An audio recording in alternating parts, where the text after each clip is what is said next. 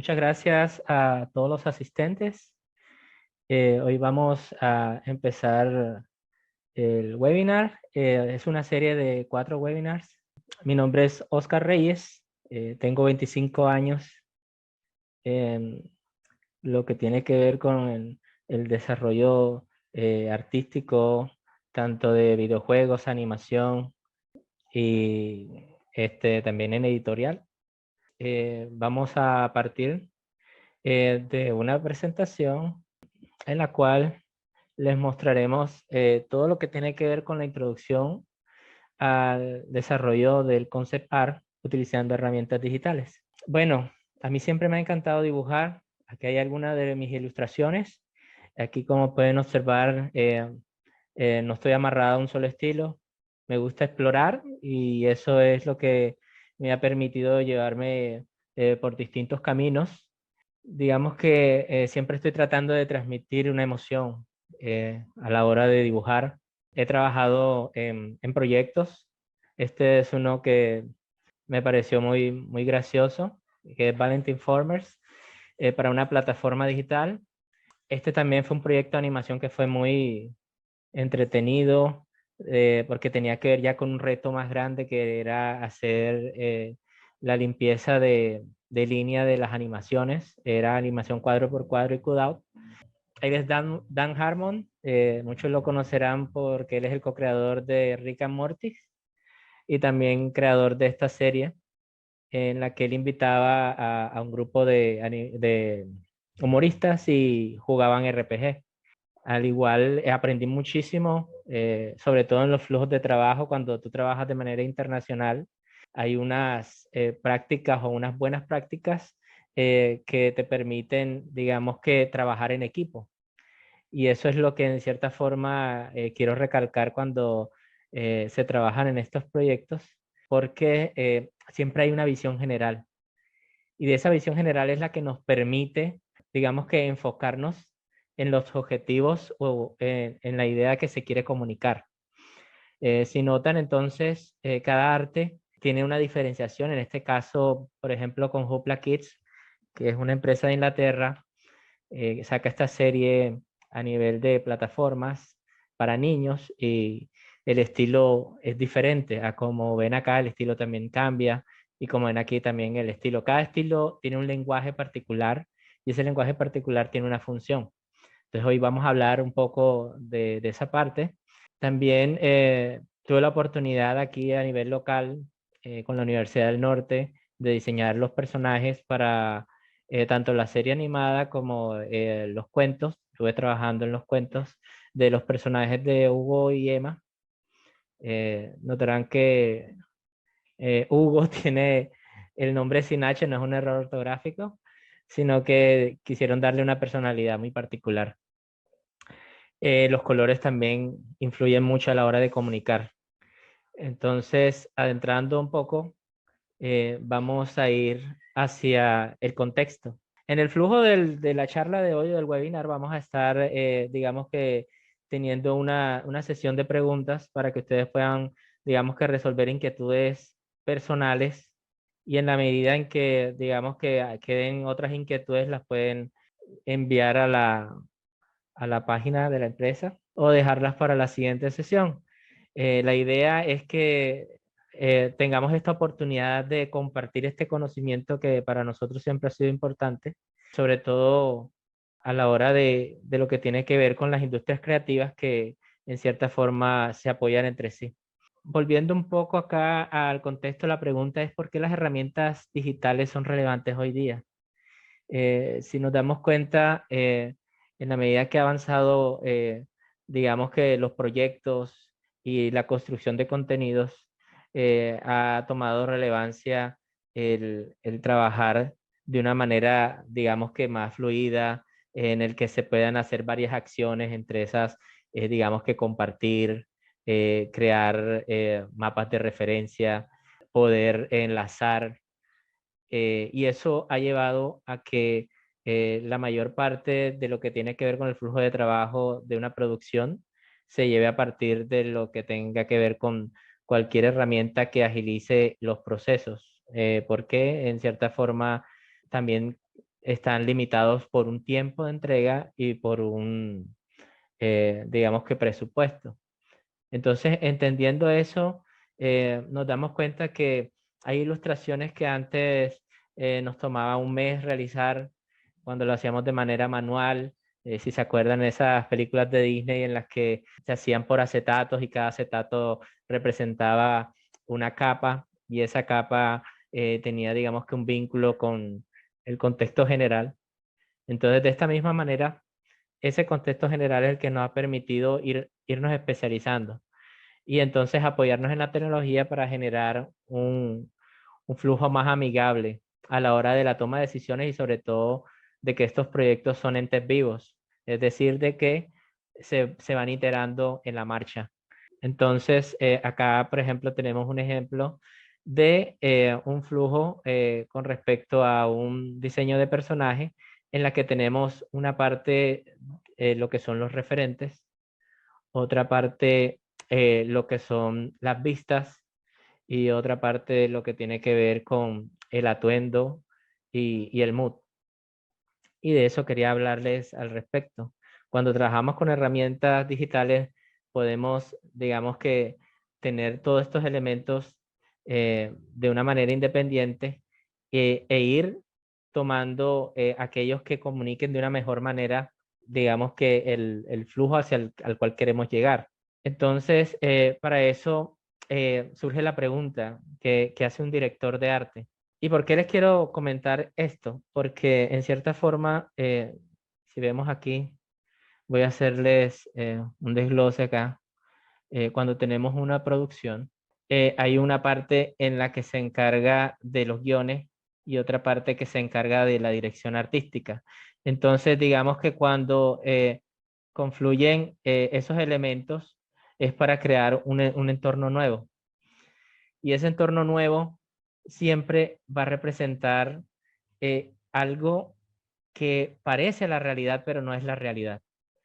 Y eso hay que tenerlo muy en cuenta a la hora de, tanto en la fotografía, como en la animación, como en los videojuegos. Y es que acá, como dice, construir un mundo que jamás es una copia de lo real, sino algo verosímil, creíble, pero real. En ese sentido, cuando una dirección artística involucra una comunicación visual, estamos resolviendo un problema visual y ese problema visual lo resuelve la dirección de arte. Este problema visual siempre, digamos que involucra algo que tiene que ver mucho con la memoria colectiva. También tiene que ver mucho con, digamos que la capacidad de comunicar, es una comunicación visual. Digamos que también la capacidad de dar un nuevo énfasis a un concepto.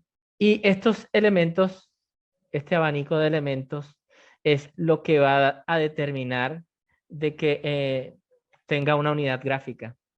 Y esa unidad gráfica es la que, en cierta forma, nos permite a nosotros entender de que este universo que estamos creando es un universo que funciona para contar lo que la producción quiere transmitir.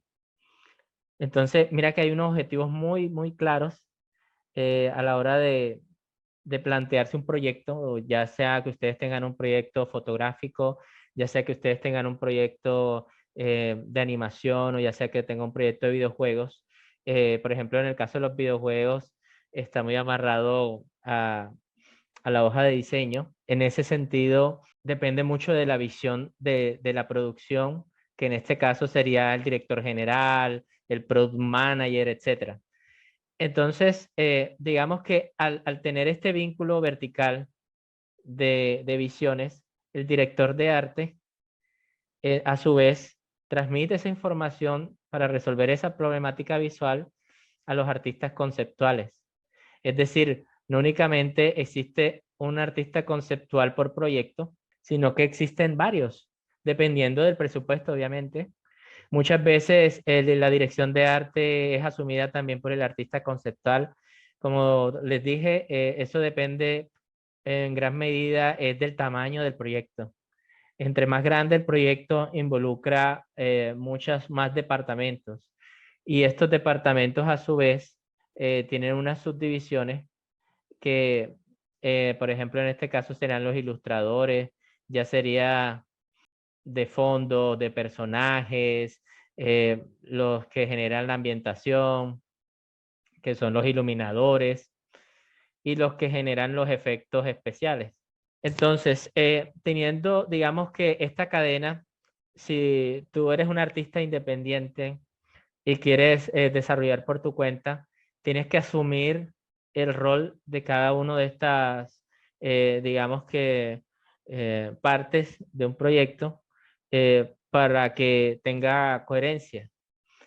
En este caso, digamos que si tú eres alguien que tiene una idea, tú vas a buscar un muy buen guionista, porque a partir del guión, tanto hay guión para animación como para videojuegos, para cine o inclusive para documentales, toda la parte audiovisual.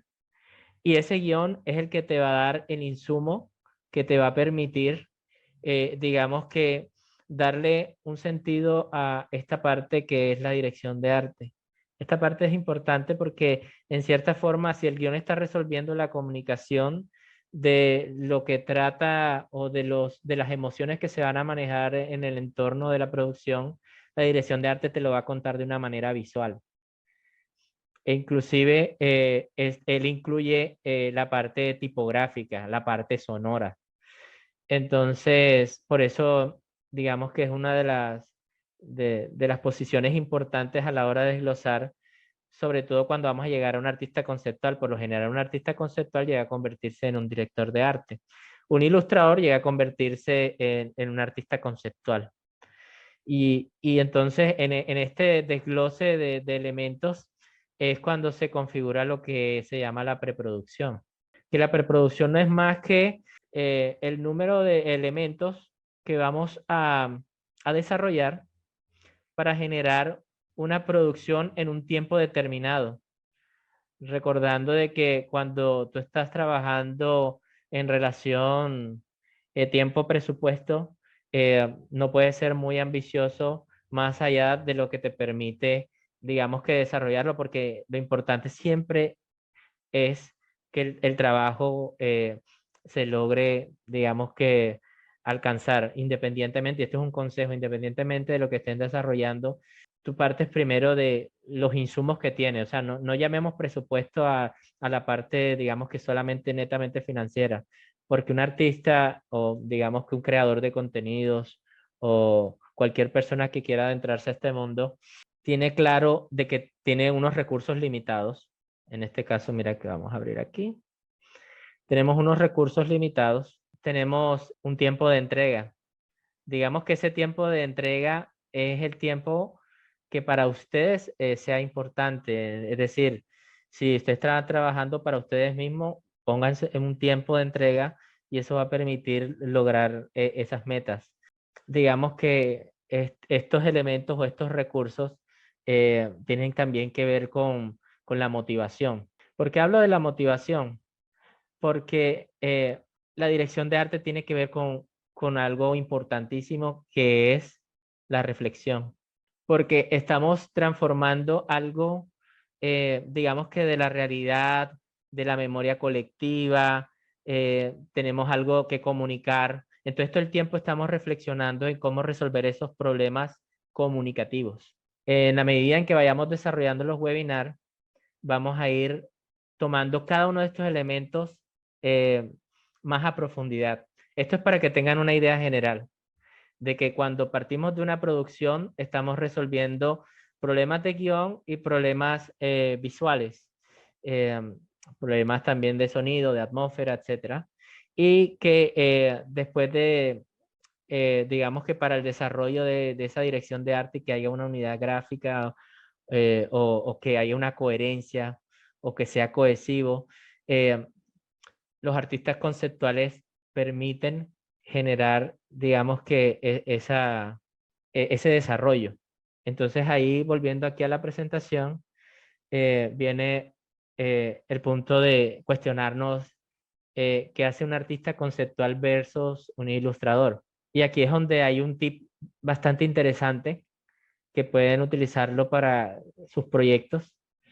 Y es que eh, cuando trabajamos esa parte de conceptualizar y de ilustrar, ilustrar ya es un desarrollo. Es decir, cuando, por ejemplo, en una producción necesitamos hacer una portada, la hace el ilustrador. Pero cuando vamos a conceptualizar qué elementos van a estar integrados dentro de esa portada, es una conceptualización. Porque en esa conceptualización estamos trabajando tanto lo que son personajes, la atmósfera, la iluminación, más los objetos.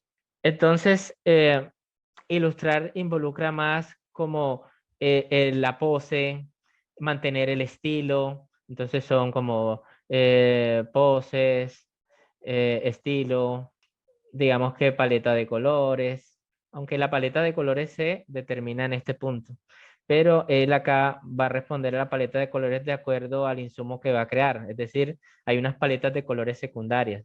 Por ejemplo, cuando hablamos de paletas de día, paletas de noche, paletas emocionales, eso nos va a permitir que esa información que ya está desglosada para el ilustrador, que se le entrega en una carpeta, que es como la guía de arte, de esa manera, entonces él va a poder trabajar esa parte, pero un artista conceptual va a trabajar, digamos que elementos que tienen que ver más con tres aspectos, que es ver, mirar y observar. Muchos de ustedes se preguntarán, bueno, ¿y cómo se lleva a cabo ese, o qué significa el, para un artista conceptual o para alguien que quiera adentrarse en el mundo de conceptualizar algo, el ver, mirar y observar? El ver tiene que ver con la función biológica de que todos, o digamos que el elemento que vas a presentar es un elemento visual, o sea que va a estar sujeto a ser visto. Esto, eh, digamos que va en orden de relevancia, o sea, porque hay veces que hay productos que son netamente, digamos que auditivos, porque van en función de estimular otro tipo de sentido para generar otro tipo de emoción. Pero siempre que estamos trabajando en la parte visual, el ver es el punto de partida.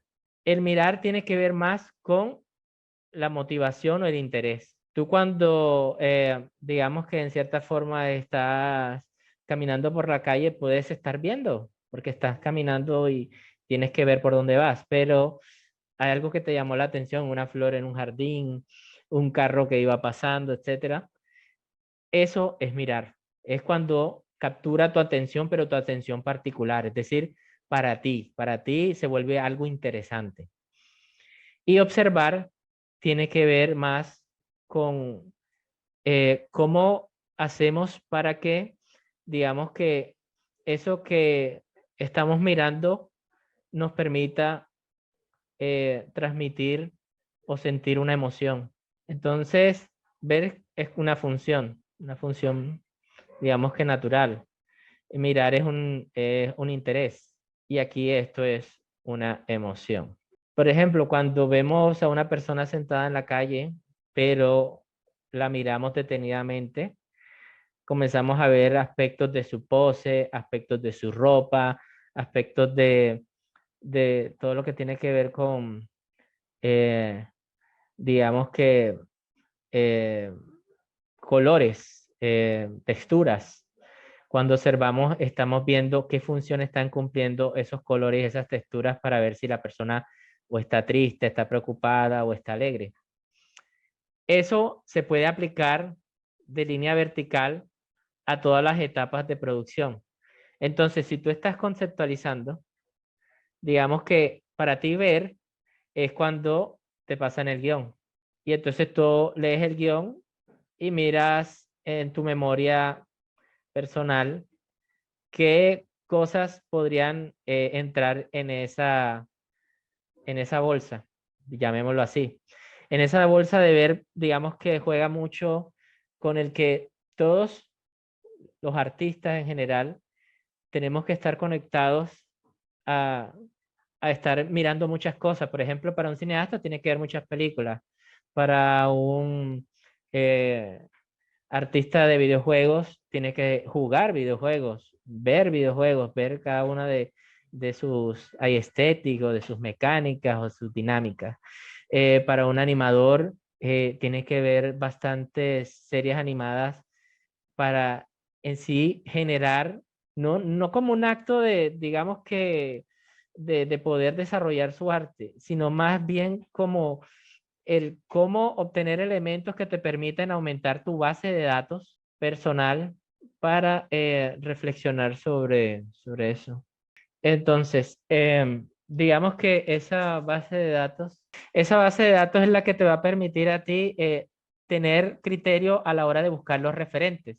Entonces, mirar ya tiene que ver más con referentes, tiene que ver más con, digamos que, elementos expresivos. Por ejemplo, muchas personas escuchan algún tipo de música para conectarse con lo que están leyendo o están narrando un guión. Y digamos que acá esta parte de referentes tiene que ver con el mapa o lo que se conoce como mood board. El mood board es lo que tiene que ver con el mapa de influencias o el mapa de interés, de inspiración. Y ya, digamos que esta parte de observar tiene que ver más con toda esa parte de cómo cada uno de los elementos suman para comunicar y cómo, digamos que esos elementos transmiten una emoción. Entonces, lo mismo pasaría, digamos que en el campo de la fotografía. En el campo de la fotografía, tú ves trabajos de otros fotógrafos. De esos trabajos de esos fotógrafos generas un grupo de fotógrafos que son tus referentes para, digamos que inspirarte. Luego, tú buscas, digamos que todas esas piezas o esos elementos para generar un collage de lo que tú quieres. Aquí entra también, digamos que el tema de lo que tiene que ver con la colorización. Y acá tiene que ver con el tema, digamos que, de los planos. Bueno, entonces volviendo aquí a la presentación, si ustedes observan acá vamos a ver un poco el flujo de cómo ejecuta un artista conceptual. Como pueden ver en el panel derecho, hay una atmósfera, es decir, de que con simplemente la iluminación podemos hacer de que generar un ambiente. Por eso es importante la luz.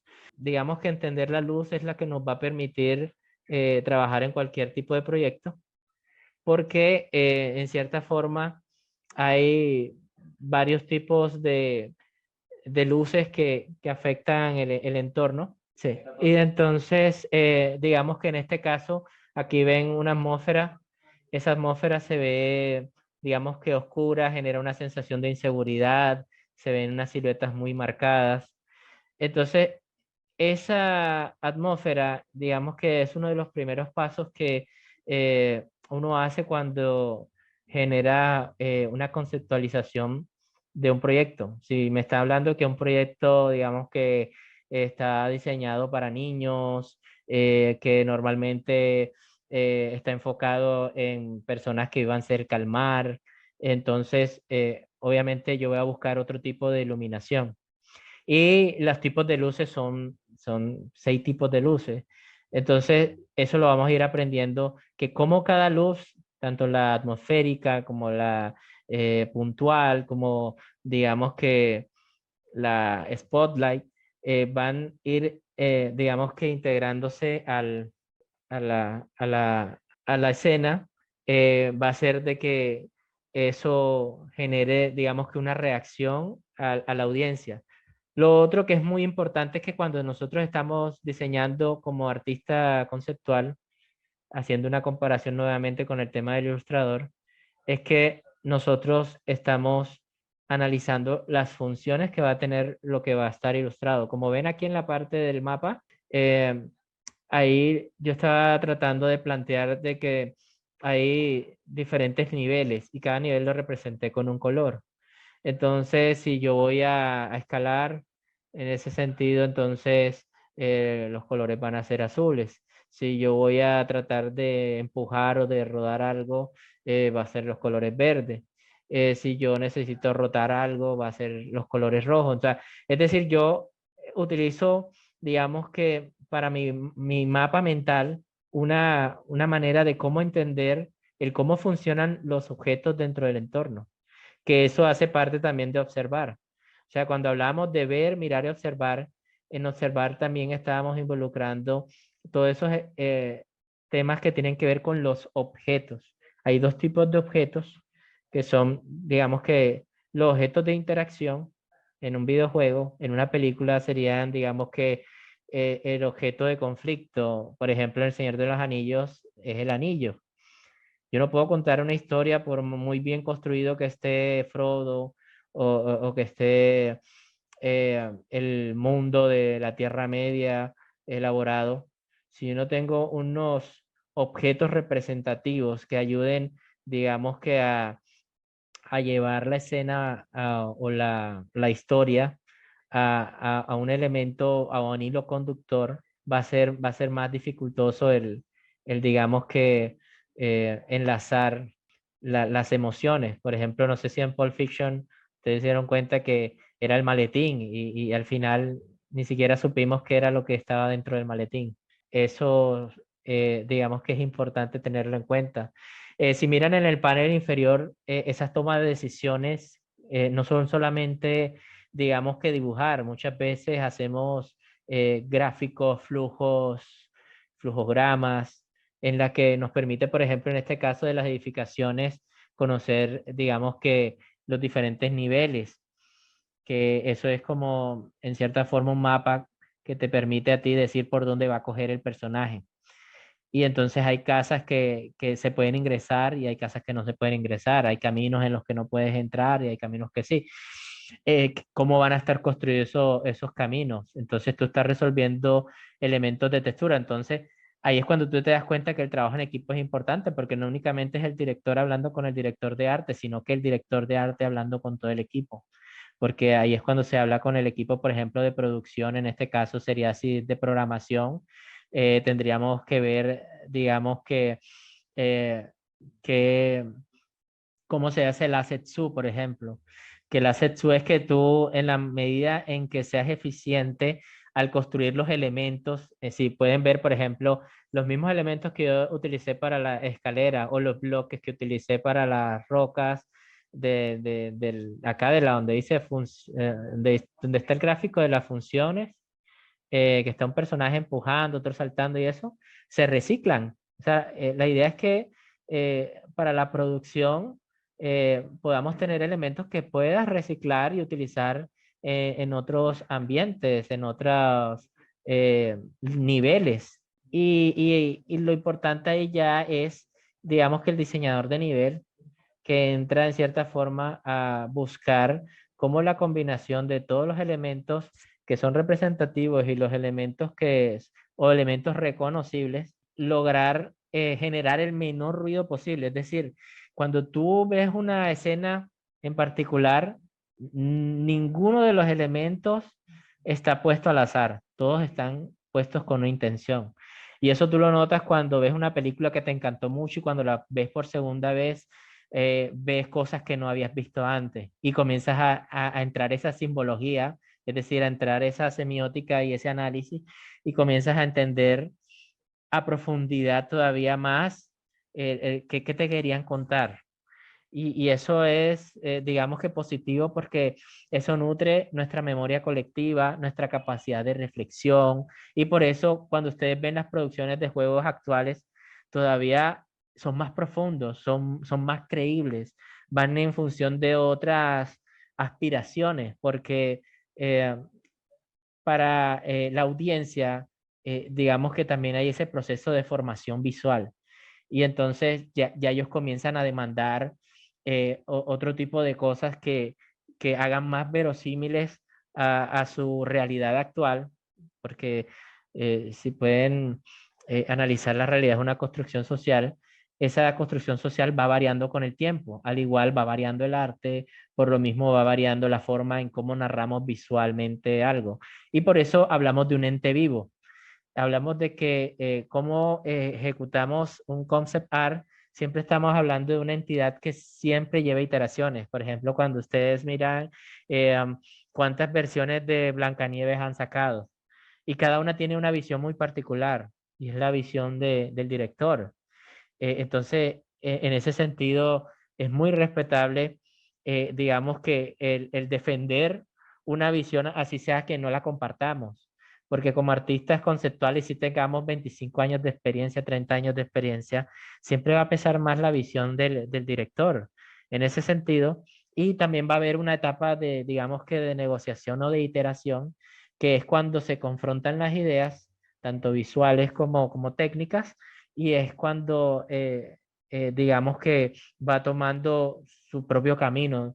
Inclusive hay obras que son desarrolladas de una manera, pero la gente les encuentra otro uso y ese uso es el que se vuelve más relevante. Y ahí es cuando adquiere un valor más importante el tema de entender antes de llegar a la herramienta que es el Photoshop, eh, el tener esta visión amplia de los elementos para que cuando entremos de lleno a la herramienta, vayamos con, digamos que, más elementos de peso que técnicos para lograr los objetivos que tienen planteado en mente. Es decir, todo lo que ustedes tienen en mente puede desarrollarse en la medida en que, digamos que llegamos a esas reflexiones. Y una de las reflexiones, por ejemplo, al inicio es plantear una paleta de colores. Cuando ya tenemos un mood board, ya hicimos digamos que una ambientación, y en la ambientación mira que hay una paleta de colores azules, es esa paleta de colores inicial. O sea, no estamos hablando de que la paleta de colores eh, sea algo estático también. Ahí es cuando nos damos cuenta de que antes de entrar a hacer bocetos, es importante primero tomar todos estos elementos. Y ustedes se preguntarán, pero ¿cómo hago si los tiempos son apretados?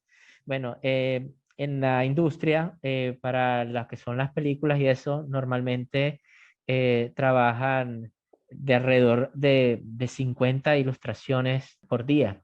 En lo que tiene que ver con videojuegos, hay un tiempo prudencial más grande porque hay otro tipo de interacción. Por ejemplo, cuando tú ves una película, tú nada más la interacción que recibes es la de, digamos que, absorber los planos de la manera en que te los presentan. Y por eso muchos planos son falseados, utilizan CG, utilizan efectos especiales mecánicos, utilizan efectos de alejamiento de la cámara, o sea, es un tipo de falseado porque en cierta forma, como les decía, eh, la dirección artística tiene que ver el cómo hacerte verosímil lo que te están mostrando en pantalla. El que lo compruebe si es real o no es real, no lo vas a saber hasta que vayas a un parque temático. Pero el cómo lo absorbes, ese concepto lo vas a absorber de sola manera visual, por eso es fácil falsear y engañar el ojo para que de pronto cosas que realmente no son grandes se vean grandes. Y es simplemente con un juego de cámaras. O de que un golpe se vea real por la posición de la cámara. Y este ya creo que muchos de ustedes lo han visto en tutoriales, en videos así de making of. eh, que todas esas herramientas que utiliza la parte técnica para llevar a la realidad algo, digamos, que viene del imaginario, eh, es utilizado o es válido en ese sentido. Y por eso también lo mismo pasa con la construcción de personajes. En la construcción de personajes, si ven aquí en la parte inferior, tenemos tres personajes, pero en realidad es uno mismo, solo que son tres propuestos diferentes. Y ya de acuerdo a la visión del equipo, de acuerdo a la visión general del director, es cuando se toman las decisiones de por cuál camino es el que se debe seguir. Y las decisiones no son únicamente artísticas, son técnicas. Si es para animación, cómo se va a animar, digamos que por ejemplo, una animación que cancelaron porque le salía muy costoso el, el animarle las pequitas al personaje principal que estaba basado en un cucarrón que tiene pizcas negras. Y entonces era como muy complejo animar. A pesar de eso hicieron la producción, pero cuando hicieron la producción los costos eran muy elevados y tuvo éxito, pero era insostenible.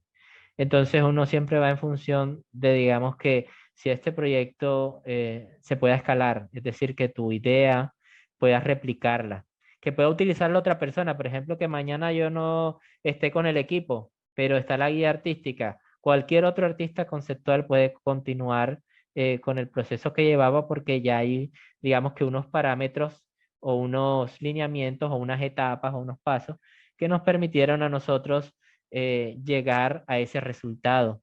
Entonces, otras personas pueden llegar a ese mismo resultado.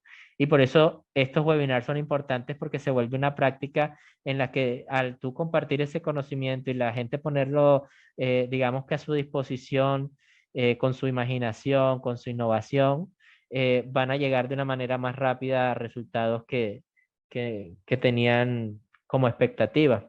Entonces, aquí ustedes pueden observar en esta imagen, eh, tenemos unos elementos que eran los que estábamos mencionando, que tenían que ver con la iluminación, que tenían que ver con la puesta en escena.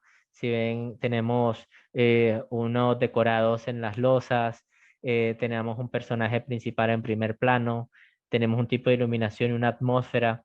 Este es un proyecto que nosotros comenzamos a realizar hace unos años y que ha, digamos que llamado mucho la atención, tanto por el propósito del juego, que en cierta forma es hacer una mirada al tema de la posguerra, al tema del conflicto, al tema de la no utilización de la violencia para, digamos que transmitir esa capacidad de alcanzar, digamos que un objetivo.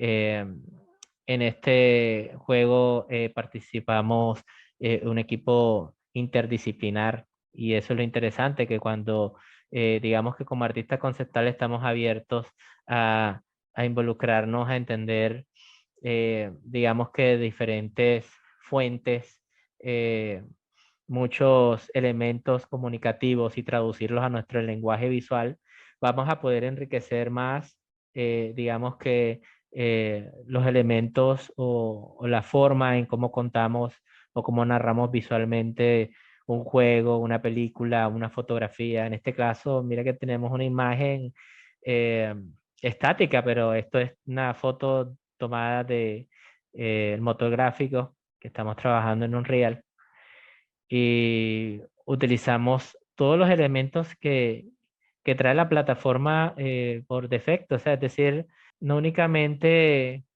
digamos que cogimos cosas y la adaptamos, sino que desde cero hicimos una investigación, llevamos a construir un entorno desde un emblocado, que cuando hablamos de emblocado es como imaginarse que cada uno de estos elementos que componen esta composición es una forma geométrica.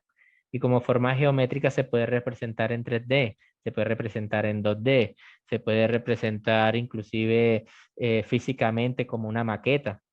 Entonces, todos esos elementos que puedas utilizar para poder entender, porque cuando tú aprendes a dibujar es cuando eres consciente de lo que estás dibujando. Lo mismo pasa cuando desarrollas un videojuego. Eres consciente de que eres un desarrollador de videojuegos cuando terminas un juego, no antes. Y eso es lo bonito porque se vuelve valioso el camino, ese trayecto que vamos a recorrer en función de eso. Entonces, esto es el arte conceptual en 2D de lo que queríamos plantear acá en el 3D. Entonces, miren que en cierta forma hay una, digamos que una similitud, inclusive nosotros recreamos esta escena que ven aquí, que es como la entrada al pueblo. Podemos ver que hay unas personas que están como construyendo el puente, podemos ver que hay cuerpos de agua, podemos ver que hay un protagonista arrodillado frente a ¿cómo es que se llama? Un sepulcro. Y si ustedes notan, la orientación a la que se encuentra el personaje principal es hacia la izquierda, indicando de que es algo negativo, de que no es un ascenso, no es un progreso, sino como en cierta forma una ausencia, una carencia. Y de eso trata también nuestro juego. Nuestro juego trata eh, de, de las carencias y de cómo se reconstruye un tejido social. Y si notan, por ejemplo, el personaje o en la construcción del personaje, nosotros tuvimos en cuenta de que muchas de las personas que eran víctimas de conflictos recibían mutilaciones, les faltaba una pierna, les faltaba parte de la cara, les faltaba alguna parte, o sea, inclusive desde las emociones tú sabes que les hace falta algo y por eso los personajes tienen esos elementos asimétricos, esos elementos de carencia, no tienen nariz, por ejemplo, y a pesar de eso, tú los sigues sintiendo reales. Las casas son más elongadas, dando esa sensación de como querer estirarse, como querer alcanzar, digamos que la vida, como cuando se esfuerza, como cuando una planta está creciendo tratando de alcanzar la luz. Entonces, esta escena la recreamos con el objetivo, digamos que, de sentir o de testear de que este mundo que estábamos planteando funciona. En próximas webinars les mostraremos videos del recorrido de este entorno, volviendo aquí al gráfico que nos muestra de pronto de dónde parte todo. O sea, siempre partimos de una idea y de la idea construimos un guión que en el cual lo que vamos a vincular es como el carácter de los personajes, dónde está sucediendo las escenas, si en un interior o en un exterior, si es en un videojuego o una animación, si es para una animación de poco tiempo, de mucho tiempo, porque entre más tiempo te da más chance digamos que, generar vínculos más profundos. Si ustedes se dan cuenta, por ejemplo, no es lo mismo hacer una serie de una temporada que son de alrededor de 10 a 13 capítulos. Actualmente están haciendo series de 8 capítulos en las que tú, por ejemplo, una película que te tienen que resolver todo en 3 horas, o en 2 horas, o en 1 hora.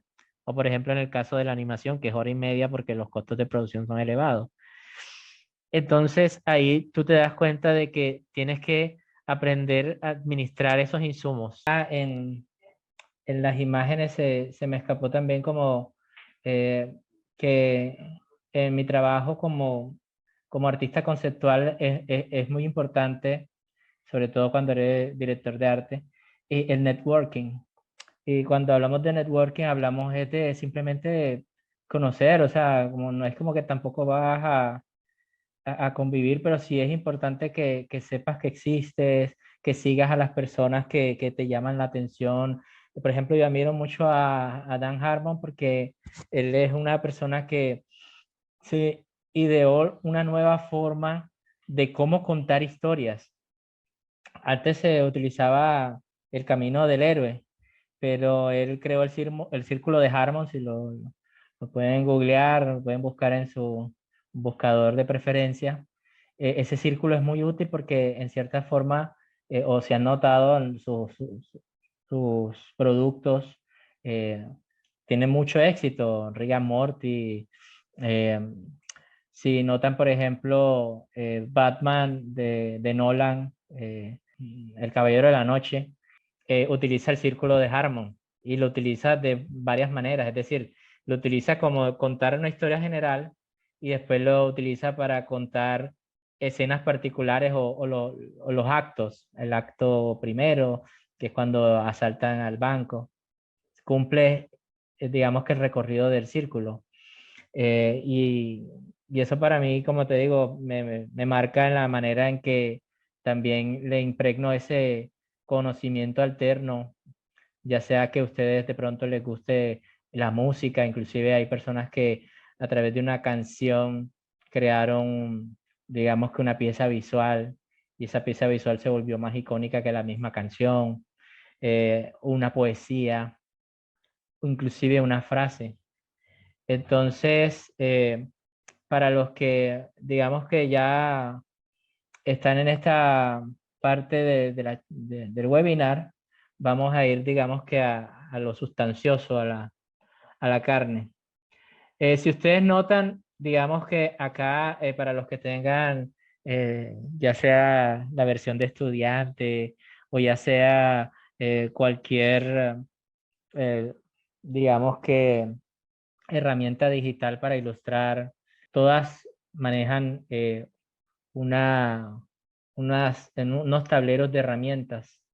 Entonces, en esos tableros siempre va a haber, digamos que esta parte de archivo, de edición, etcétera, que vamos a ir explorando poco a poco, pero bueno, vamos a mirar las preguntas que han formulado en el chat.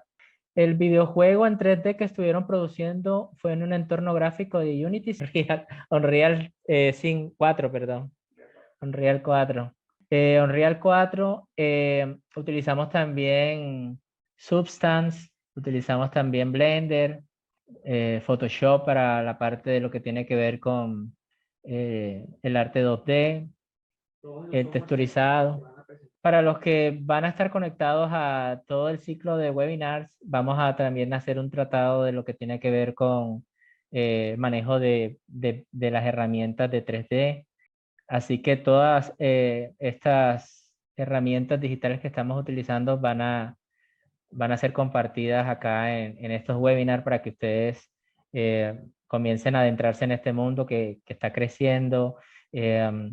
Como les comentaba en mi presentación, no me cargó una imagen que era yo en un tiempo me dediqué a viajar a diferentes congresos donde se reúnen animadores, donde se reúnen la industria de los videojuegos. Entonces pude conversar con el guionista de Coco, de Disney, de Pixar, creo que.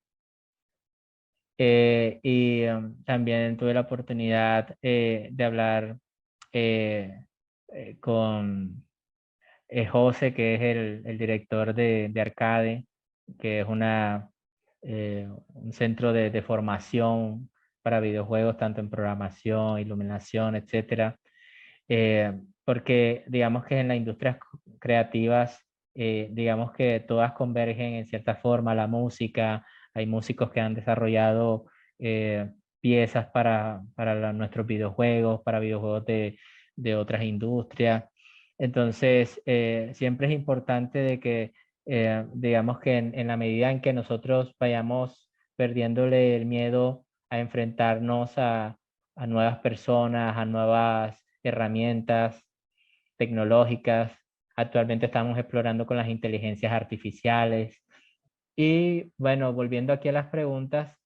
Hola, buenas noches, llegué tarde. Mi pregunta es, ¿un videojuego quién se encarga de la dirección de fotografía? No lo vi escrito en la hoja de inicio. Digamos que en un videojuego el que es encargado de toda la parte de lo que tiene que ver con lo gráfico es el director de arte. Después del director de arte, normalmente hay una confusión porque también hay el director de diseño. Y digamos que ellos son, digamos que en cierta forma los encargados, digamos que hacer la parte investigativa de la decisión inclusive de los planos. La dirección de fotografía más se utiliza es como en la parte de lo que tiene que ver con películas, pero cuando son estudios súper grandes me imagino que sí habrá, digamos que cabida a la departamentalización y habrá un director de arte que le facilite los planos para la narración o la escogencia de por lo menos en el caso de cuando está haciendo una puesta en escena de un cinema display. Me imagino que sí, sí podrán tener, digamos que, un director de fotografía, pero por lo general, digamos que el artista conceptual es el que se encarga también de plantear los planos y por eso genera esos intereses o esa forma que vaya en función de lo que estás planteando, que en este caso sería la interacción del jugador con el entorno. Entonces ya eso es un problema más funcional que un problema de fotografía. Y como te digo, todos los elementos de composición tiene que hacer el artista conceptual, porque en cierta forma es el que también tiene que manejar cámaras, en ese sentido, el manejo de los planos de las cámaras. Pero sí, el director de arte es el encargado principal de la guía artística en ese sentido. Y sí, como te digo, si hay una departamentalización, es decir, un videojuego es más grande, va a haber esa cabida a esos otros roles, en este caso de otros artistas conceptuales o de otros ilustradores, y así sucesivamente. Hay ilustradores que solo se dedican a ilustrar texturas de mesa, los emblemas que llevan nórdicos de la mesa, de no sé qué, y pasan todo el tiempo ilustrando eso y posiblemente eso no lo vayan a colocar en su portafolio, ¿sí? Bueno, hola, buenas noches. ¿Cuál es la mejor ruta para estudiar ilustración y cuál es el estilo predominante en la actualidad?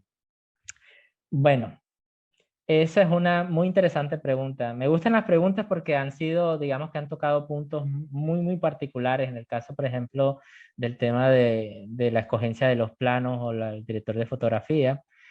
Y aquí en este caso el tema de la ilustración, aprenderla, la aprendes cuando eres consciente de lo que vas a ilustrar. Es decir, nunca terminas de aprender a ilustrar, siempre vas a estar aprendiendo algo nuevo en la ilustración. Y por eso cada vez van saliendo nuevas herramientas. La mejor ruta para aprender a estudiar ilustración es que dibujes todos los días. Dos, que hagas una reflexión de lo que estás dibujando, porque dibujar feo es dibujar bien. Muchos se preguntarán, ¿y cómo eso es posible? Porque es que feo o bonito, digamos que es algo abstracto. Hay cosas que, digamos que en un momento dado es tendencia, que ahí mismo tú hablas de estilos predominantes. Hay tendencias y la tendencia es a dibujar personajes grotescos y van a ser hermosos en su esencia porque van a cumplir una función, van a tener una historia, van a tener, digamos que en cierta forma por ejemplo, eh, hay historias que, como el Jorobado de Notre Dame, que tú, de acuerdo al feeling que tú sientes con el personaje, te vas a conectar emocionalmente con él y van a haber personas que se conecten más con un personaje y no con el principal. Y eso es la riqueza de lo que da como esto. Y en cuanto a los estilos, tienes que tener en cuenta dos cosas. Hay una cosa que se llama estilización, que estilización no es más que convertir de un personaje real a un personaje extremadamente muy caricaturizado. Es decir, de un extremo está el personaje como aparece en la realidad, así hiperrealista, y del otro lado aparece el personaje en su representación más simple, una bolita con dos punticos y una rayita, pero que tenga la esencia de esa persona. Las combinaciones que hagas en ese intermedio de elementos te va a permitir eh, crear un estilo o digamos que representar un estilo.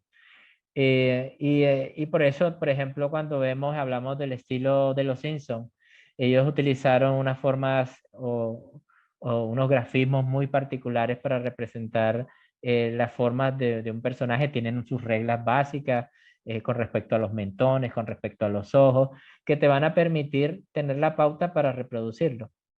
Pero ahora, planteando lo que tú me hablas de aprender o de desarrollar una ilustración, eh, hay una manera que me gusta mucho enseñar, eh, que es el que tiene que ver con como las fases, que es, por ejemplo, cuando tú planteas una silueta, es decir, tú creas un personaje en función de digamos que ya que así hacemos un personaje rapidito.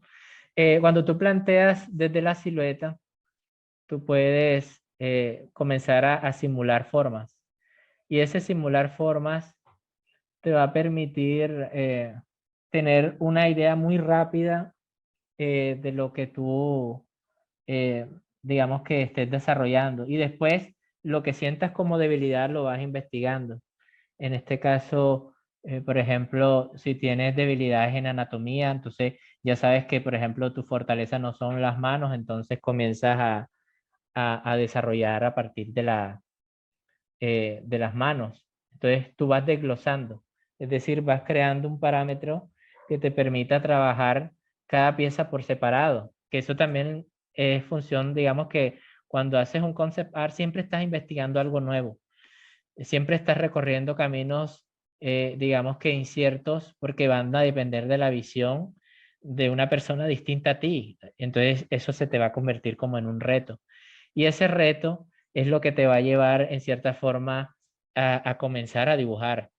Entonces, en la medida en que tú te retes, digamos que yo quiero que mi personaje sea más fornido y comienzas a desarrollarles el trapecio y el deltoide, entonces tú ya vas logrando, digamos que, crear una evolución de tu arte. Y esa evolución de tu arte siempre va a depender de todos los elementos que tú quieras, eh, digamos que agregarle a lo que estés creando. Si notas acá, digamos que la silueta ya te está mandando una información de que es un personaje y que puede ser masculino, porque digamos que si en la anatomía, digamos que las caderas están por la parte interna de los hombros y no por la parte externa, ya el personaje tiene unas características más masculinas y que hay una separación entre las piernas, etcétera. Poniendo en práctica lo que les mencionaba con respecto a hacer un planteamiento desde conceptualizar, es tomar decisiones rápidas. Entonces, digamos que yo quiero plantear un escenario. Digamos que yo planteo aquí mi escenario de esta manera y yo vengo y lo relleno. En la herramienta selección, mientras mira que se tiene, uno selecciona como el área que uno quiere trabajar. En este caso, mira que yo puedo manipularla de manera libre. En este caso voy a utilizar un rectángulo para representar un plano y yo voy a rellenarlo. Entonces hundo Alt y Backspace y lo relleno. Entonces, mira que yo tengo una tonalidad plana para empezar, digamos que a pensar. Y normalmente lo que voy a pensar es cuántos planos está compuesta mi composición. Eh, y entonces es cuando comienzo a hacer subdivisiones. Entonces tú haces las subdivisiones que creas conveniente, teniendo en cuenta que hay un primer plano, que hay un plano general, que es el entorno, y que hay unos elementos dentro de ese entorno. Entonces, digamos que hay un fondo, hay hay objetos, etcétera. Entonces, yo voy a subdividir esos planos. Entonces, hundo nuevamente Control J. Control J es una herramienta que te ayuda a duplicar una capa. Si notan, aquí hay un plano, un panel de capas. Estas capas son, tienes un background que está bloqueado en este caso y tiene una tonalidad blanca. Pero si tú quieres, tú puedes trabajar sin ese plano. Eh, Ahora aquí, de manera con el Z, todas las herramientas van a estar, digamos que conglomeradas en la barra de herramientas, pero hay shortcuts que te permiten acceder de manera más rápida. En este caso, si yo quiero duplicar una capa, la puedo hacer directamente de ahí dándole clic derecho y duplicar la capa. O como en el caso que yo utilicé, que ahí mismo menciona, no, ahí no, si no menciona. Hay unas que mencionan el shortcut que permite duplicar la capa, que en este caso sería Control J. Entonces aquí voy a escribir Control más J. Entonces, bueno, ya teniendo ahí la subcapa, comenzó a generar, lo voy a trasladar a un lado, Control T, y la tengo aquí. Y hundimos Control U, que es la que nos va a ver este plano, que es el comportamiento, digamos que de la luz y el color. Esto es luminancia, esto es saturación y esta es la gama de colores. Como nosotros vamos a trabajar, digamos que en blanco y negro, y luego les explico por qué trabajamos en blanco y negro, vamos a hacer una gradación de color. Entonces mira que llevamos paulatinamente esa gradación de color a una tonalidad más clara. Utilizamos la luminiscencia para llevarlo a un tono más blanquecino. Luego nuevamente duplicamos esa capa y venimos y hacemos esa subdivisión. Puedo ocultar esta capa y hacemos control U y me muevo nuevamente a aclarar otro poquito. Y así sucesivamente puedo generar otras capas y siempre estoy tomando la de abajo. Y entonces ando control U y genero una capa más clara. ¿Qué me permiten estas capas claras de personajes, así de planos? Me permite determinar qué es lo que está más próximo y qué es lo que está más lejano.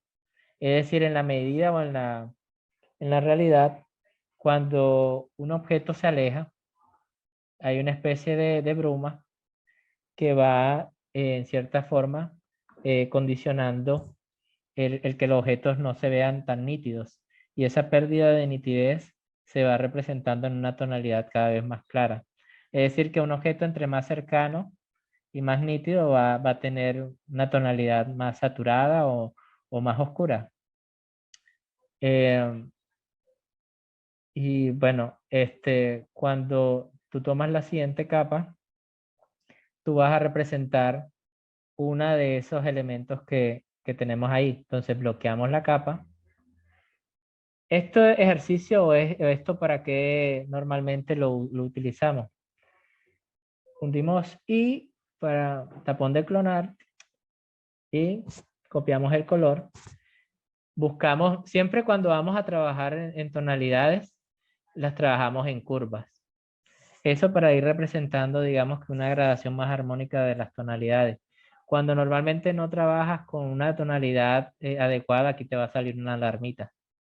Entonces, yo voy a llevarlo a una tonalidad vertical más clara porque estoy trabajando simplemente con tonalidades eh, monocromáticas. Y utilizo aquí un tipo de gradación circular. En este caso, mira que es como aclarar. Entonces, dependiendo de qué tan alejado, aquí le doy invertir. Dependiendo de qué tan alejado o qué tan cercano está, puedo influir en el tipo de intensidad de esa claridad o de esa, ¿cómo es que se llama? De esa iluminación. Entonces mira que aquí yo puedo explorar diferentes tipos de iluminación. Digamos que voy a coger una así en este sentido. Bueno, entonces en la medida en que vamos agregando capas, cada capa va cumpliendo una función. Entonces yo hundo control T aquí, voy llevando y voy pensando, por ejemplo, qué voy a dibujar. Entonces voy cerrando aquí cada una de estas capas. Y estas capas lo que me van a determinar es un límite. Es decir, de este límite no me voy a pasar. Si, por ejemplo, yo voy a crear eh, una montaña, en este caso aquí, yo puedo hacer la montaña aquí, la silueta de la montaña, y lo omito esto, y mira que ya yo tengo un plano, que es el plano de fondo del cielo, y este plano de aquí de la montaña. Entonces, para eso me sirve de utilidad esta función. Cuando ya tú quieres generar continuidad, es decir, un desplazamiento, tú lo que haces es una tiliable. Que una tiliable no es más que, digamos que tomar un elemento que coincida de un lado con el otro. Por ejemplo, yo puedo tomar toda esta capa de aquí y duplicarla. Control J. Y después la volteo, flip horizontal y llevo y la uno acá. Y comenzó a alterar, por ejemplo, esta de aquí. Entonces comienzo a alterar libremente esta. Y ya yo tengo, por ejemplo, entonces si las uno las fusiono, tengo una continuidad infinita de capas. O sea, es decir, yo cuando me muevo aquí, mira que la capa no va a tener problemas en la unión. Y si yo la desplazo hacia este lado, tampoco va a tener problemas de continuidad. Otra forma de hacer eso es, vamos a duplicar esta capa, control J, vamos a aclarar esta, control U. Entonces, mira, otra forma de hacerlo es yo inmediatamente planteando, digamos que un techo. O sea, el punto donde yo quiero que se una, o sea, si entre más bajo, entre más alto, digamos que yo lo voy a tomar por aquí. Yo omito esto de aquí y respeto los puntos extremos. Entonces yo los puntos extremos o puedo tomar hacia arriba, es decir, rellenar aquí con esta tonalidad, o puedo, digamos que omitir partes aquí, que es generar profundidad.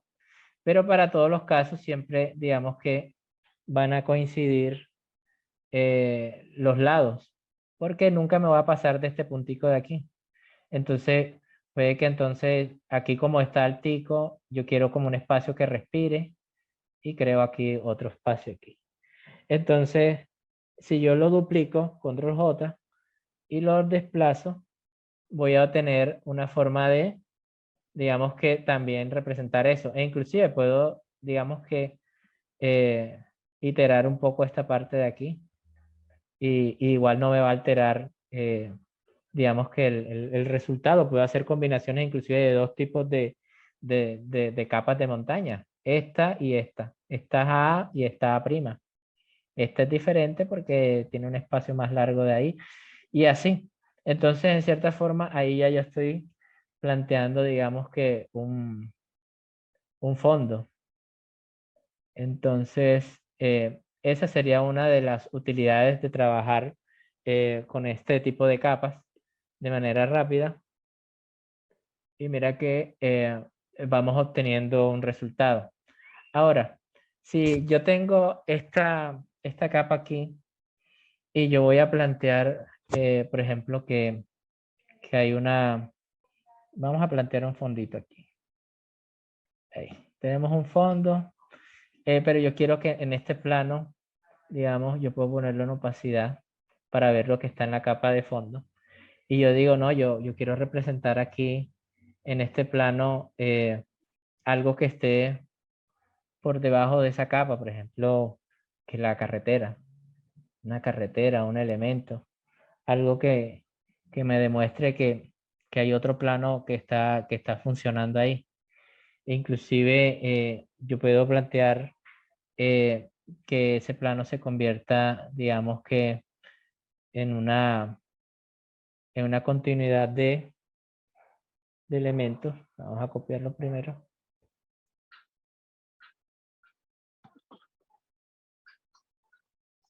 Y mira que vamos a ir trasladándolo. Y digamos que eso lo fusionamos. Control J, control T. Y ya yo tengo aquí un barandal, por ejemplo. Tengo ahí un borde. Y digamos que este borde vamos a llevarlo aquí. Y ahí quedan fusionados todos los elementos de ese borde. A ese borde yo, teniendo en cuenta esa paleta, control U, puedo ir jugando con tonalidades intermedias entre el tono que tengo de fondo y el tono que tengo acá de las montañas. Entonces mira que ya yo tengo unos objetos que son representativos. Y ese objeto representativo, al final, que acá puedo plantear el dibujar cualquier cosa, por ejemplo, como en ese caso que decíamos del personaje. Veníamos y hacíamos un personaje.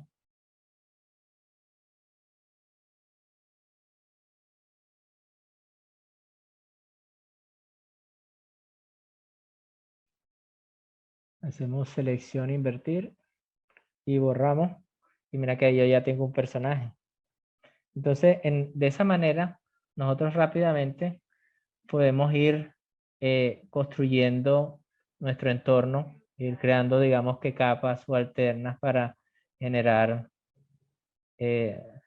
digamos que otros elementos que vengan a confluir en esa construcción de entorno. Entonces venimos acá y hacemos así, Alt, y borramos de pronto. Ay, me cogió la que no era. Vamos borrando acá y vamos construyendo otras piezas que permitan darle de pronto mayor o menor profundidad. Por ejemplo, yo puedo duplicar esta capa y puedo llevar esta de aquí abajo a mayor profundidad y hacerla más pequeña. Puedo hacerla hasta más achatada. Puedo hasta llevarla aquí y recortarla acá. Y esas capas lo que nos van a permitir es ir poco a poco llenando de elementos la escena para luego tomar decisiones de color, de forma, de textura. Entonces mira que sumamos aquí y de pronto del otro lado vengo, hago otra copia aquí. Vamos a hacer aquí de un color.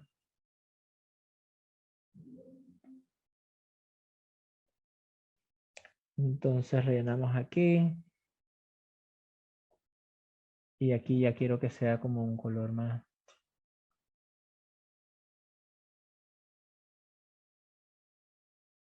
Vamos sumándole aquí.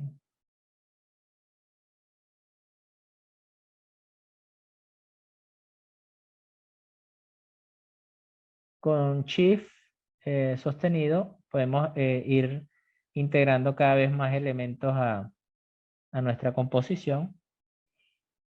Seleccionamos, invertimos y borramos y mira que ya va adquiriendo, digamos que una forma. Lo que sí hay que evitar es, por ejemplo, los paralelismos. ¿Qué son paralelismos? Por ejemplo, en este caso, mira, si notas, eh, hay como un efecto de simetría o de rigidez en esta escena, entonces puedo omitir esto y ya ahí, digamos que acabo con esa sensación de verse todo tan rígido. Digamos que la rigidez en una ilustración eh, genera ruido visual. Ahora, si notan, por ejemplo, digamos que aquí en esta composición, que tengo ciertos elementos puestos, yo puedo ir poco a poco eh, agregando más información. Pero ya con este desglose de planos, ya puedo ir, digamos que, concentrándome a la hora de tomar decisiones de color. Entonces yo hago una paleta de color eh, inicial. Y la paleta de color inicial, digamos que siempre tiene que ir en función digamos que, la personalidad o el entorno. O sea, no se guíen tanto como por esas paletas de colores que generan las páginas que te sugieren colores, sino más bien como que tú explores para darle una identidad, porque si no la gente va a decir, ah, se parece a... Y la idea es que no tenga como ese estigma de que se parezca a algo, sino que tú por tu cuenta vayas explorando eso. Entonces, cada elemento de estos yo lo puedo ir bloqueando y puedo ir construyendo en la parte interior, digamos que información que me permita, digamos que trabajar de una manera más elaborada. Es decir, que yo, por ejemplo, a este personaje le puedo dar aspectos del cabello. Por ejemplo, mire que aquí yo puedo generar un tipo de cabello.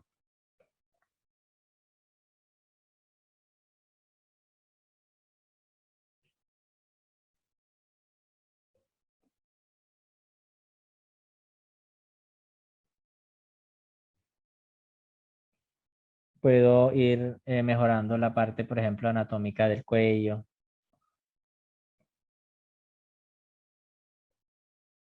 puedo ir tomando más elementos que vayan, digamos que comunicando que este personaje en cierta forma tenga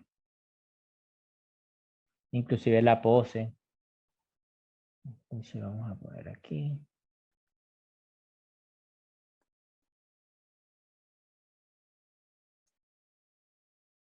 Y lo hacemos de una manera totalmente despreocupada porque en este momento no estamos tomando, digamos que, decisiones en sentido de, digamos que de buscar que el personaje sea, digamos que lo más real o lo más cercano posible a lo que estamos imaginando, sino que apenas estamos haciendo como una exploración. Y esa exploración, digamos que en cierta forma nos permite a nosotros tomar decisiones en cuanto a qué quiere transmitir el personaje o, o qué, o qué por lo menos eh, está transmitiendo en cuanto al contexto general de la escena, etcétera. Entonces, siempre tratemos de despreocuparnos de que el personaje quede perfecto, sino más bien como, eh, digamos que, bueno, vamos aquí a la curva y vamos entonces a generar como que más información. Por ejemplo, aquí que tenga una colita, por ejemplo, que aquí tenga como una camisilla.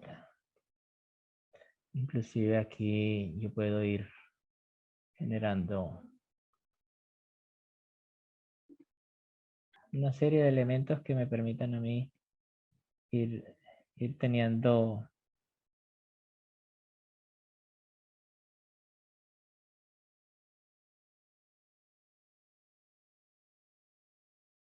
que aquí puedo hacer así. Y entonces, digamos que todos estos elementos me van a ir permitiendo dar una idea de hacia dónde quiero llevar este personaje. Puedo entonces, digamos que explorarlo, eh, puedo eh, trabajarle más las líneas, las sombras, cómo funciona la luz. Puedo tomar decisiones en función del personaje y eso me va a permitir que esas decisiones involucren que estoy logrando transmitir un concepto. Entonces siempre va a estar ligado a un concepto a la hora de hacer el personaje. El ver, que era lo que les hablaba, les comentaba al inicio, tiene que ver más con todo lo que conlleva a las piezas que van a estar entrando en escena. El mirar es cómo yo creo un punto de interés en la escena. Entonces, mira que aquí estoy llevando siempre a que el espectador vea en primer plano al personaje principal. Luego le voy dando información sobre el entorno en el cual se está presentando. E inclusive, por ejemplo, si yo quiero colocarle un objeto relevante, puede ser, digamos que yo quiero colocarle un báculo o quiero colocarle una corona. Y entonces ya yo puedo comenzar en mi imaginario colectivo a pensar de que me están contando la historia de un rey o de un guerrero. Y esos elementos entonces pueden ir pasando de mano en mano, cómo llegó a él. O sea, te surgen una serie de preguntas que te van a llevar a generar ese tipo de interés. Luego, digamos que los elementos secundarios de decoración van a afianzar el que te fijes, digamos que hacia dónde debe mirar el espectador. Y digamos que el cuidado al detalle es lo que te va a permitir generar, digamos que sea creíble, que sea verosímil, inclusive que pertenezca a una región. Si por ejemplo yo hago las hojas más en función de que se parezcan a un árbol de cerezo o a un tipo de árbol específico, eso me va a dar, digamos que, más información a la hora de percibir. Entonces la percepción tiene que ver con eso. Digamos que el dibujar detallado eh, tiene que ver más con el refinamiento de este concepto, pero este preliminar que uno hace digamos que de una manera como esbozo, que eso en la etapa de, digamos que de la ilustración, viene siendo el Rouge, que es como un boceto sucio. O sea, esto ni siquiera todavía es un sketch, porque en el sketch ya, digamos que si tú vas a contar ciertos elementos, tú tienes que contar, por ejemplo, qué mochila es la que está llevando el personaje, entonces de qué época, en dónde se está desarrollando eso. Entonces ahí tú haces tu investigación y comienzas a dibujarla en diferentes poses, dibujar objetos que tengan que ver, por ejemplo, con la cultura que estés dibujando, el tipo de textura que lleva el material, digamos que el tipo de elementos o de objetos eh, que generan, digamos que aún más detalle, por ejemplo, cuerdas, anillos, correas, todos esos elementos, digamos que tienen una función narrativa. Y entre esa función narrativa, tú vayas dándole, digamos que cierta ubicación o cierta relevancia dentro del personaje. Este personaje va, digamos que como a generar una emoción en nosotros. Entonces, en cierta forma, va a permitir diferenciar a los villanos de los héroes, o va a permitir definir a los NPC de los personajes principales, o va a definir qué tipo de población es, si es un personaje simplemente, digamos que de ambientación, que te va a permitir saber hacia dónde se está moviendo la historia. Entonces, esta es una manera rápida de esa toma de decisiones. Inclusive, ustedes pueden hacer, yo puedo hacer de la capa principal esta, tomar aquí una copia. Tomamos aquí una copia y aquí en la copia, en la parte superior, yo puedo explorar diferentes tonalidades. Por ejemplo, yo voy a hacer una tonalidad general verdosa porque digamos que en cierta forma ese es como el mood que le quiero dar. Lo ideal siempre antes de pintar cualquier personaje es primero colocar la capa en blanco y después de esa capa en blanco ponerla en modo multiplicar y ahí inmediatamente tú puedes comenzar a colorear. Entonces en este caso si yo quiero colorear, digamos que con una gama de tono así, él me va a mantener o me va a respetar la información que yo tenía abajo con respecto a eh, luz y sombras o tonalidades o escalas de grises. Entonces mira que aquí ya yo puedo explorar diferentes tipos de verde, diferentes tipos de verdes para generar, digamos que esas tonalidades en la escena. Lo mismo que los azules, entonces yo puedo utilizar un azul, digamos que aquí voy a plantearme aquí vamos a ver si esta vez no afecta, si afecta todo. Entonces tenemos ahí un azul. Puedo entonces inclusive con el azul ir planteando el cambio de capas de colores en el personaje, toda esta parte. Control U y cambio entonces es la gama cromática acá de lo que es el hue. Mira que si es hacia los verdes, yo lo llevo hacia los rojos para generar un color complementario para la escena. Y de esa forma entonces tendríamos, digamos que una primera toma de decisiones en cuanto al mood, en cuanto a la atmósfera, en cuanto a la tonalidad. Pero eso vamos a irlo viendo a profundidad en los futuros webinars. Esto es como apenas como una muestra rápida de cómo trabajar, digamos que los diferentes planos, teniendo en cuenta el ver, el mirar y el observar. Entonces el ver tiene que ver todo con lo que es referentes, lo que tiene que ver con elementos. que hagan de la memoria colectiva. El mirar tiene que ver más con, digamos que ese estilo que le estás impregnando en base a esos referentes.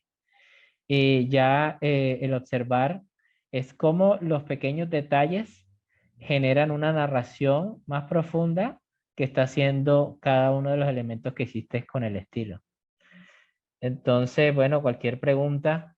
La otra clase va a tener que ver es con la profundización de lo que tiene que ver con lo que es el proceso del concept art. Que el proceso del concept art es más como un flujo de etapas, es decir, cómo te organizas a la hora de generar ese flujo, el cómo vas detallando a partir de ese roach a llegar a un siluetaje. Después de pasar de hacer siluetas, vas a hacer un sketch y después de ese sketch es ahí donde comienzas a explorar la estilización. Y de esa estilización vamos a pasar de una ilustración real a una ilustración, digamos que más estilizada, dependiendo de, digamos que el concepto que estemos manejando. O sea que para la próxima clase lo que vamos a trabajar es un concepto y luego, eh, digamos que la construcción de todos los elementos que te permitan, digamos que desarrollar un concepto. El roach, el siletaje, después viene el sketch, después viene la estilización y después viene lo de la luz y las sombras, luz y sombras y efectos al final y texturas y efectos. Entonces, bueno, ahí, ¿qué recomiendas para personas que usen mouse y no tienen los recursos para una tableta gráfica? Muy buena pregunta. Yo empecé dibujando con mouse cuando no existían las tabletas gráficas.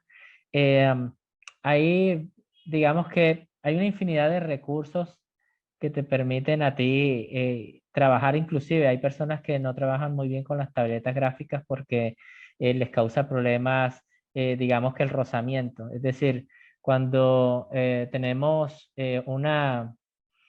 cuando tenemos una película, que en este caso es como un material de fibra de vidrio o digamos de PVC que esté fabricado en la tablet, ya sea una Wacom, eh, una Wion, creo, vas a tener un problema al principio. Y es que el rozamiento es como la capacidad de que tu trazado sea fluido o sea, digamos que en cierta forma, porque cuando están aprendiendo a trabajar con las Wacom siempre les queda como un rabito en el trazado. Cuando están trabajando con mouse es la estabilidad de la mano. Entonces, para eso hay unos principios de ilustración. El primer principio de ilustración es que los círculos se dibujan con el codo. Es decir, tú vas a mover el codo de manera circular, es decir, no debe generar casi fuerza de rozamiento entre el material, es decir, la mano y la tableta o la mesa de apoyo en el caso del mouse. Dos, el que digamos que hay formas geométricas aquí que te ayudan a trazar. Ahí estás trabajando con mouse, hay formas también de cómo eh, trabajar. Algo sí, una recomendación que les podría dar a las personas que quieren aprender a ilustrar con mouse.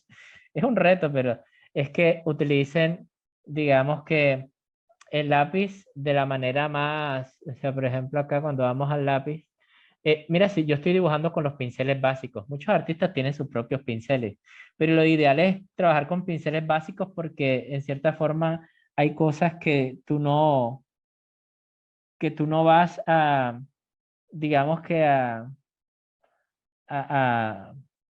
amarrar en ese sentido y es que entra otra persona y con qué pinceles o creas unos pinceles para la producción.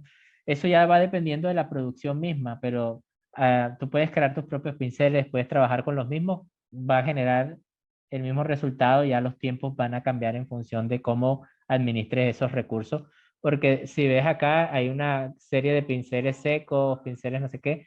Pero volviendo al tema, si tú ya tienes, por ejemplo, mira, el elegir el tamaño de la ilustración y vas a trabajar con un mouse, podrías hacer esto. Y es que tú, por ejemplo, generas manchas. Procura que esas manchas sean lo menos perceptibles posible. Es un tipo de manchado así como grisáceo, como que entre azules, porque son los que menos preponderancia tienen. Digamos que hasta podemos hacerlo en grande. Si yo, por ejemplo, hago una mancha y yo asemejo, digamos que la cabeza de perfil, hice aquí mi primera mancha, y de pronto yo quise hacer, digamos que en esa mancha, e inclusive podemos trabajar en opacidad, que eso también lo recomiendo bastante, que si lo trabajamos, digamos que el pincel en opacidad, yo puedo hacer infinitas manchas. Por ejemplo, mira que en la medida que lo pase más, ya yo puedo hacer la cuenca de los ojos, hago la nariz, hago la boca, y mira que voy generando diferentes manchas con el mouse. Y digamos que al final, cuando ya yo quiero delinear o ir puliendo esta ilustración, yo con el mouse voy a trabajar con líneas de recorte, por ejemplo. Puedo hacer una forma, entonces mira que yo cojo aquí y puedo primero generar como una silueta. Mira que yo voy generando mi silueta. Si quiere voy después trabajando con los nodos, pero vamos a hacerlo de una manera rápida. Yo quiero mochar todo este pedazo porque quiero depurar mi línea. Le doy clic derecho y le doy selección, Make Selection, OK. Y mira que solo borro y mira que ya me depuró la línea. Entonces, digamos que hay diferentes o infinidad de formas porque tú puedes utilizar inclusive el mismo eh, línea de trazado o con el mouse buscar trabajar con una Canva muy, muy grande y ese Canva grande te va a permitir que trabajar con tamaños pequeños. Y lo recomendable en el Canva es trabajar 1920 por 1080, que es el Full HD. Pero lo recomendable a veces es trabajar 4 veces ese tamaño. Lo multiplicas por 4, lo multiplicas por 4 y ya tienes, por ejemplo, que cuando trabajes con pinceles ya pequeñitos, aquí así, así con el mouse, tú vienes y al sumear la escena, yo puedo generar, digamos que más detalle. En este caso no tengo un mouse, sino que tengo una Wacom, pero sería lo mismo que, como te digo, solo hacer trazados y que te pases. Lo ideal es que te pases de la línea, por ejemplo, hacer esto. Y después ir borrando esas líneas. Puedes ir haciéndolas en capas diferentes. Yo conocí el caso de un japonés que dibujaba con la boca, porque le faltaban las manos. Y él se valía de muchos recursos, como por ejemplo, yo vi que él utilizaba el dedito. Bueno, dependiendo de el tipo de trabajo que tengas aquí en la mesa de trabajo, aquí en Windows, en WordPage, tú puedes ir utilizando diferentes tipos de ya especializados en ciertas cosas. Entonces, por ejemplo, él lo que hacía era que acomodaba las líneas. Las líneas que le sobraban las iba acomodando con eso. Tenía una paciencia enorme, obviamente, pero que lograba hacer o lograba hacer. Yo conocí a un amigo también aquí en Barranquilla que él dibujaba cosas impresionantes con el mouse. Y en cierta forma tener un pensamiento de a futuro, es decir, tú puedes hacer tus primeras ilustraciones con mouse y trabajar inclusive mejor en vectorial, que en vector se trabaja mejor el tema de los nodos, ya que Photoshop solo trabaja eh, con píxeles. En cambio, Illustrator trabaja con vectores y al trabajar con vector te permite eh, tener, digamos que, un rango más amplio de trabajo, porque puedes sumear la imagen infinitamente, o sea, puedes sumearla a lo que soporte tu computador dependiendo del requerimiento técnico que tenga, pero eh, te va a permitir mayor versatilidad a la hora de trabajar con el mouse. En el caso sí de lo que tiene que ver con las tabletas gráficas, lo ideal es trabajar ¿cómo es que se llama? Con un lápiz, con una tableta gráfica, por el tema del tiempo. Pero de que puedes hacer un dibujo con mouse, puedes hacerlo. Y digamos que puedes hacerlo de manera muy rápida, dependiendo de qué tantos, digamos que procesos creativos hayas efectuado a la hora de plantear tu flujo de trabajo. Y eso es importante porque, por ejemplo, cuando yo comencé a trabajar con las Wacom, son 30% más rápidas que las tabletas gráficas convencionales. Eh, Cuando trabajé con las Intus, perdón. Y entre mayor tamaño de la pantalla, va aumentando, va incrementándose un 10%, digamos que la rapidez. Pero un buen flujo de trabajo, o sea, una buena práctica, es lo que vamos a aprender también en la tercera, creo que es la de el flujo, que es en la forma en que cómo te organizas para desarrollar rápidamente un trabajo gráfico o un problema gráfico, cómo lo resuelves, en la que es una combinación mixta de muchas técnicas. Entonces, digamos que ahí ya no hay limitante, o sea, la limitante acá sería el tiempo, pero tanto cualquier computador que pueda correr un Photoshop y tengas un mouse, pues digamos que hacer una producción. Obviamente los tiempos van a cambiar, van a ser más amplios. Si tienes una tableta gráfica, vas a poder trabajar con el lápiz, pero si tienes una Cintiq, vas a trabajar todavía aún más rápido. Inclusive ahora se está hablando de trabajar en 2D con Blender, que es una herramienta de 3D, trabajar con las inteligencias artificiales y hacer un mate painting, que el mate painting ya es como otra técnica. Entonces, la combinación de todas las técnicas que tú utilices van a permitir digamos que, esforzarnos a la hora de llegar al objetivo. Ya a la hora ya el tema de las mejoras de los tiempos, ya sí van a depender es de tu paciencia. A mayor paciencia vas a entender o vas a tener más conciencia de lo que estás dibujando.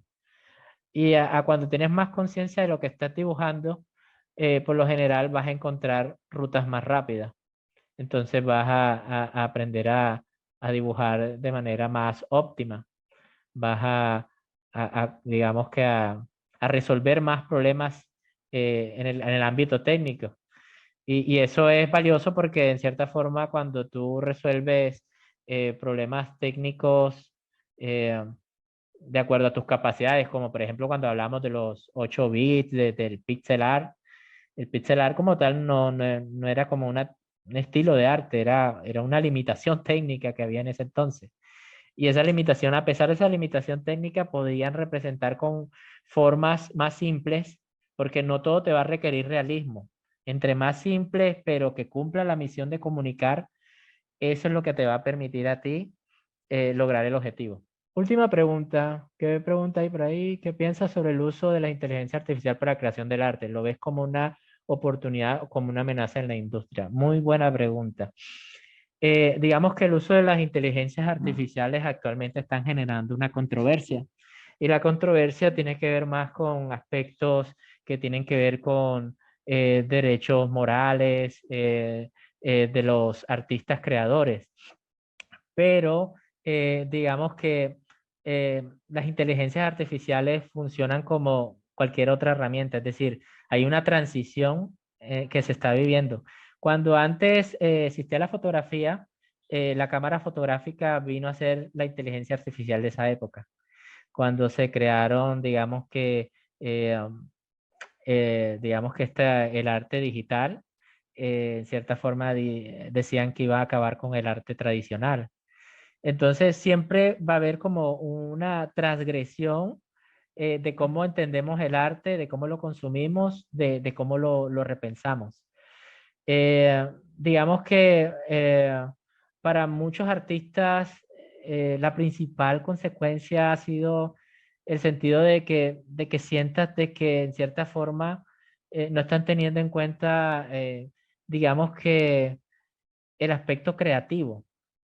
pero ese aspecto creativo nunca cambia porque al contrario, al tener como herramienta la inteligencia artificial, lo que te va a permitir es cuestionar el alcance de esa inteligencia y proponer, digamos que, eh, un arte de otra manera, es decir, cómo se consume, porque lo mismo pasó con la música, cuando decían que se digitalizó la música y se pirateaban los CDs, pero ya después se hizo de manera digital, nació Spotify, decían de que se iba a perder esa capacidad de que los artistas, inclusive los artistas musicales también se cuestionan sobre el tema de las inteligencias artificiales.